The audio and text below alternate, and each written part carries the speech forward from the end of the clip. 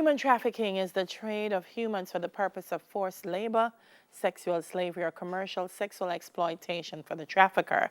After the recent sentencing of a Clarendon man, we've invited Senior Prosecutor in the Director of Public Prosecution's Office, Sharon Millwood Moore, and Manager of Trafficking in Person Secretariat, Shanae Russell, to talk a little bit more about how we are going to tackle this monster here in Jamaica. Good morning. Good morning. Good morning. Welcome to Smile Jamaica. It's morning time. Sharon, I'm going to start with you. For persons who are unfamiliar with the case, just give us a brief synopsis of what it is. Yes. Well, in brief, in terms of the particular case, the victim was 13 years old at the time. Like many young children, unfortunately, in our society, she, I think, could truthfully be described as having been troubled. She was not at home at the point where she was taken away. She was in the Denham Town area. She was in the vicinity of a bus park. She was just on her own, and she saw the person who has now been convicted, and he offered her something to eat, and she accepted the meal, and then he asked her if she would wish to go to Mandeville. She accepted his offer and went to Mandeville. Eventually, the situation was to become one where what she was made to do was to perform acts of sexual intercourse for the purpose of entertainment in exotic clubs, both in Manchester and in St. Anne. 13. At age 13. Ultimately, there came a point when she was able to get access to a phone. She sent text messages, to her mother. Her mother wasn't familiar with the number, but eventually was able to get some information from her. As time went by, after a few months, she was in fact able to find herself in the company of what happened to have been a police officer who had a conversation with her, just looking at her and realizing that this child is out of place and something is not right. And right there, that speaks to what is needed in terms of public response when we're told to open our eyes.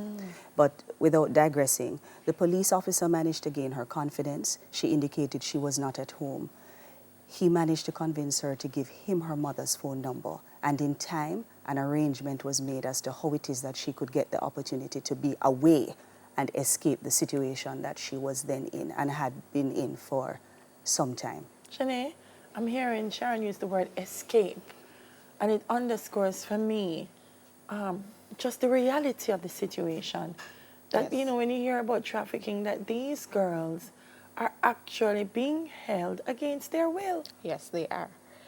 And that is why our tagline says, as Mrs. Millwood says before, be wise, open your eyes, stop them, spot them, and report them. So we are urging persons all over the island to be wise and open their eyes, because it could happen right at your doorstep. It could be happening right in your neighbor's home. You know what's interesting is that there are people who will hear the story that Sharon just told and say, "No, why she never run it from long time? 13 years old, why she never just, when she have a chance, just..." Escape. I mean, they don't really understand the situation. Right. And if I may, Simone, I'm happy that you've raised that, because I think therein lies a part of the misconception why so many of us, in an ill-advised way, tend to be willfully blind when we see some of these situations. The instinctive response of too many of us in society is the person is bad. A bad shabad, that's why this happened, or that's why this was happening. What we need to recognize is that irrespective of what could be a decision on the part of a child cannot consent, or anybody for that matter, to be exploited. Correct. Nor can a child consent to being engaged in sexual intercourse, because in this case what we had was sexual exploitation. And so we as a society have to recognize, and certainly in the context of this being, we're still almost in Child's Month, if I could say, almost, and we should be always, as a nation, treating ourselves as if we're in Child's Month. Children are vulnerable, and so once you see them, make it your point of duty and be concerned. If a child seems to be out of place, or that they are somewhere that they should not be, even if that child looks as if they might be content to be there, make a call. anonymously, if you will, to the anti-tip unit in the Jamaica Constabulary Force. Ms. Russell is able to tell you some of the numbers that can be called. Right.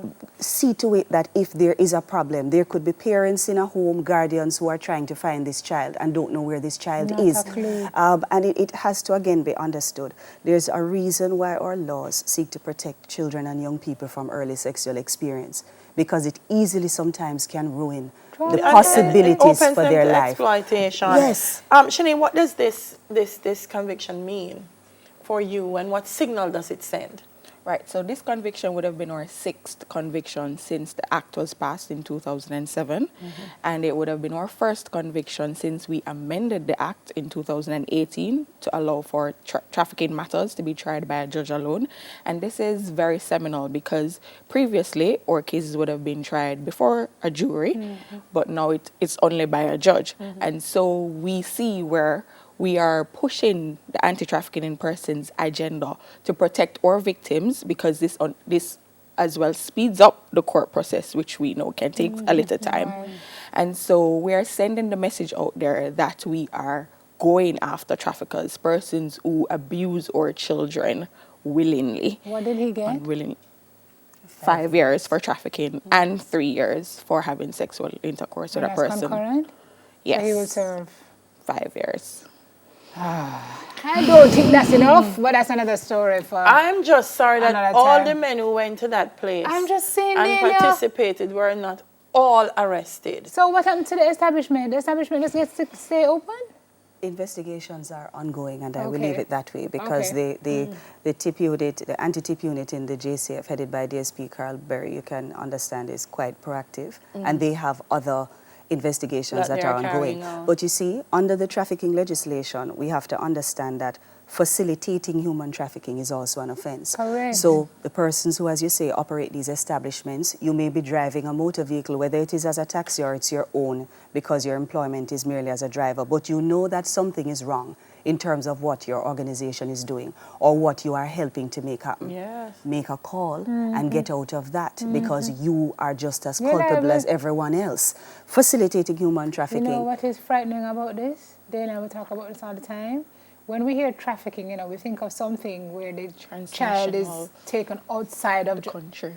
This Yes. child is from Right. Denham Town, and she was in St. Anne. Yes. She Right. was, for all intents and purposes, down the road, Right. Manchester, and she's not an anomaly.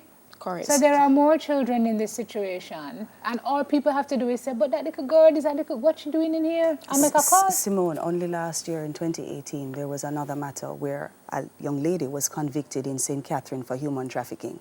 Now, the victim in that case, again, she was a 14-year-old girl. Unlike this one, she had been well known to the person who trafficked her from Yes. she was about age 7 years old. Yes. But what happened is, now that she became a teenager, this lady said to her, come and let you see some excitement. Child, vulnerable, making poor decisions, curious, wanting to go to parties, this and that, thought everything was going to be fine. She left home to go to where this friend was. And for nearly a year of her life, she ended up being prostituted by this woman. She was taken to various places to perform a range of sex acts. She was exploited.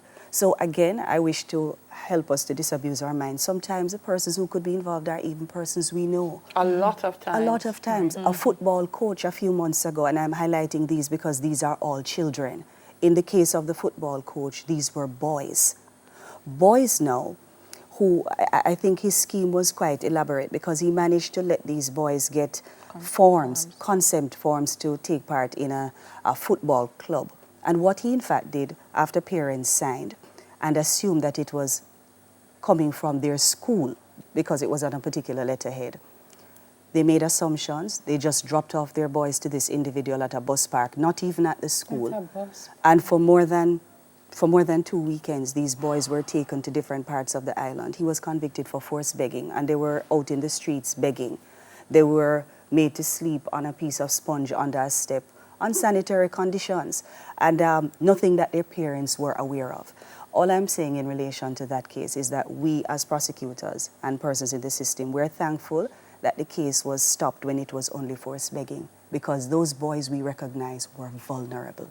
And in the end, because a mother didn't see her son come back on time on Monday, that is when she went to the school and the school said, Don't know what we that is. we don't know what you're talking This is about. frightening. So parents, guardians, all of us need to Be open our vigilant, eyes. be And those of vigilant. us who are not parents or guardians need to know that we have a responsibility to the It's a children. village, it's the same Right. village. So what happens to the kids when they come back? Do we have counseling for them? Do we have... Correct. So Okay. our task force is comprised of different agencies, including the Child Protection and Okay, Family CPS, Services okay. Agency, correct, and the Victim Services Division within the Ministry of Justice, who also does counseling and psychosocial support. No, sir. Them man, no. Well, you're saying man, but in that case, it was Yeah, also also a women. woman. Until it was So happening I back just to the say case with the these girl in the club. adults. I Yeah, mean- these adults. Thank you, Delia, for saying that, because often, even when there's a man at the front, we as a society need to recognize and ask ourselves where we are really heading, because many times there are women who play prominent roles in the organizations and they help to befriend and gain the trust of the child. This There is the should be a situation. special place for them.